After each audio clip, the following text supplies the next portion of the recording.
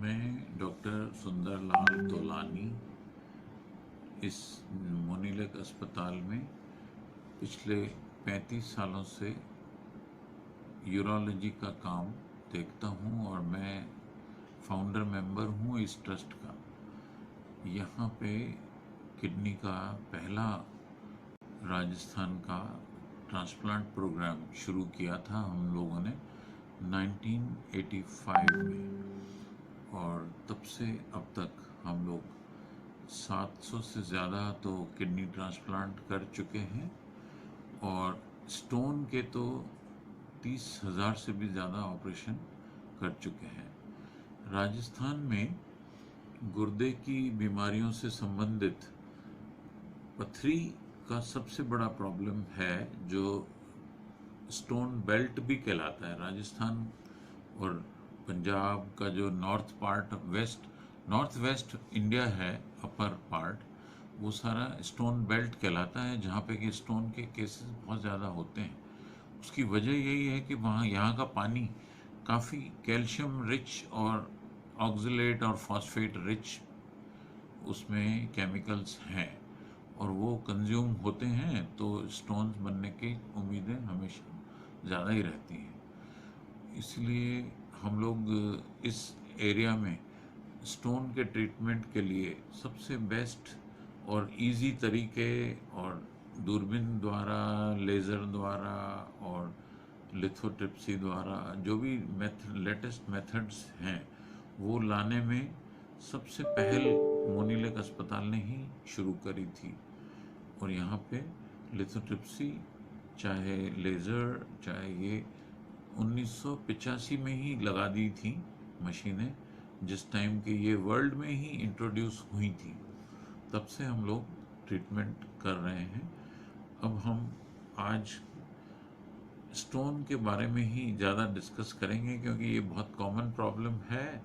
और गुर्दे में चाहे गॉल ब्लैडर में, दोनों जगह स्टोन से बहुत पॉपुलेशन प्रॉब्लम में रहती ही है। और बहुत कॉमन सुनने को आता है कि भाई इसको गुर्दे में पथरी हो गई, उसको पित्त की थैली में पथरी हो गई। तो उन सभी का हम लोग क्या क्या तकलीफ़ें होती हैं, कैसे तकलीफ़ पता लगती है, कैसे उसका उपचार होता है, कैसे उससे बचा जा सकता है, ये सब बातें डिस्कस करेंगे। तो पहले हम लोग किडनी का लेते हैं। और किडनी स्टोन बनने के जो मुख्य तकलीफ़ें होती हैं, वो तो पेशाब में गुर्दों की पथरी हमेशा जो तकलीफ़ देती है, वो या तो पेट में कहीं दर्द होता है, किडनी की साइड में या राइट साइड में या लेफ़्ट साइड में, या पेशाब में रुकावट महसूस होने लगे, या पेशाब में जलन सी होए, बार बार जाने की इच्छा होए और पता लगा पेशाब आ ही नहीं रहा, या फिर कभी कभी पेशाब में लाल रंग का भी पेशाब आ सकता है पथरी के दर्द की वजह से। और इस तकलीफ़ के अलावा अगर साथ में कोई इन्फेक्शन हो तो बुखार भी हो सकता है, और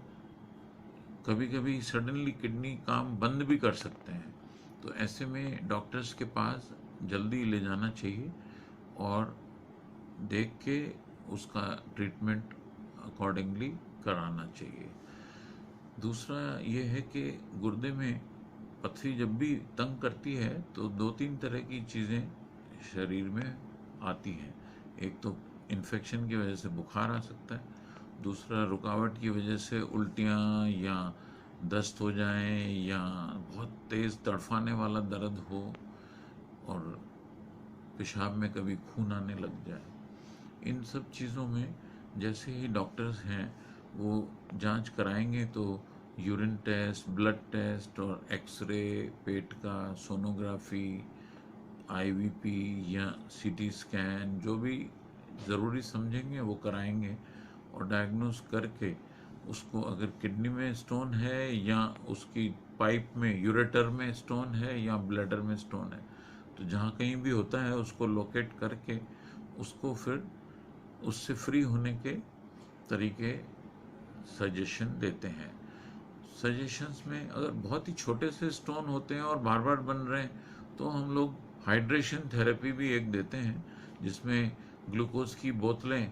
6 बोतल करीब लिक्विड्स फास्ट दे देते हैं ड्रिप में, और उसके साथ में इंजेक्शन जिससे कि स्टोन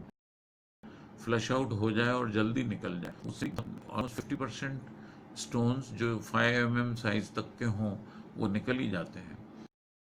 और उनमें कुछ ऑपरेशन की ज़रूरत नहीं। बाकी लोगों में जिनमें ज़रूरत पड़ती भी है, तो पहले तो बड़े ऑपरेशंस की सजेशन देते थे हम लोग, पर आजकल जितना स्टोन हो और जितना कम छोटी सी सर्जरी से कम चल जाए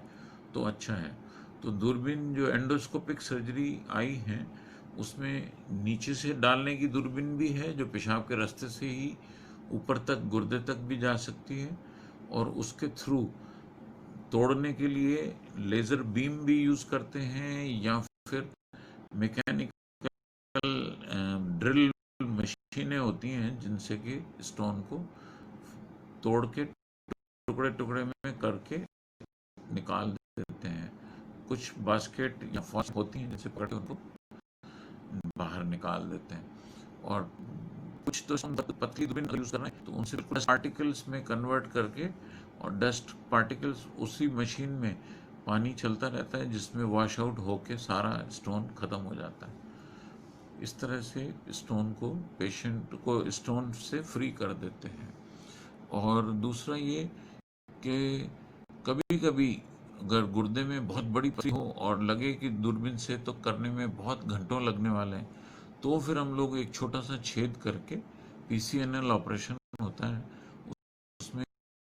सीधे ही गुर्दे में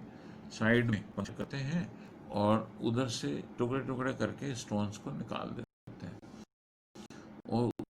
बड़े बड़े स्टोन इवन सिंगाड़े की साइज के हों तो भी उससे एक ही दफे में फ्री कर सकते हैं। कभी कभी स्टोन्स बहुत सारे हों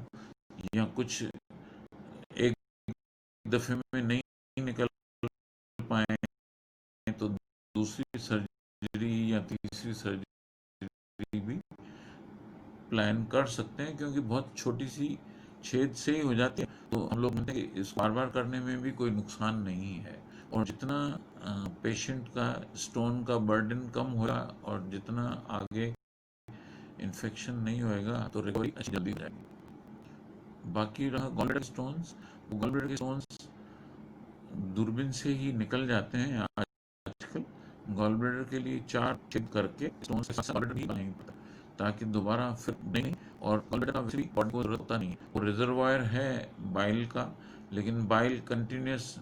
आंतों में चलता रहे, उसके लिए जो बाइल की जो डक्ट्स होती हैं, माना पित्त की नलकियाँ, वो काफ़ी हद तक अपने पास पित्त को रिजर्व में भी रख सकती हैं, और उन्हीं से काम चल जाता है। तो उसमें पित्त के थैले की ज़रूरत नहीं होती है, और एक बार में ही पित्त का थैला पथरियों समेत हटा दिया जाता है। गुर्दों की पथरियाँ रोकथाम के हिसाब से हम लोग सजेस्ट करते हैं कि बहुत पानी पीना चाहिए, और पानी के अलावा बहुत सारे लिक्विड जैसे पाइनएप्पल जूस है, नारियल पानी है, और क्रैनबेरी जूस है, ये सब अच्छे होते हैं, जिससे कि गुर्दों की पथरियों में जलन भी ख़त्म होती है, इन्फेक्शन भी ख़त्म होता है, और पथरी न बनने के भी चांस रहते हैं कि भाई बने ही नहीं, क्रिस्टल्स कम बने, नहीं बने।